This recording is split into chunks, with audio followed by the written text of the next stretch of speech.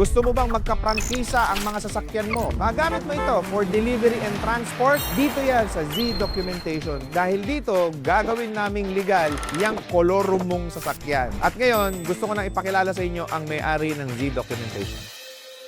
Ang Z Documentation ay nag-offer ng trucking franchise, yung mga registration ng mga sasakyan, from application to decision, kami na po mag-aasikaso niyan para sa inyo, kahit na anong sasakyan. Kabilang sa inaasikaso ng Z Documentation ay application for issuance of PA, assessment and payment of fees, unit inspection, publication, pagkuha ng abogado sa hearing, paghanda ng juridical requirements, at pag-follow up ng decision para sa LTFRB. Alam naman natin na super pila pag nandun po tayo sa LTO.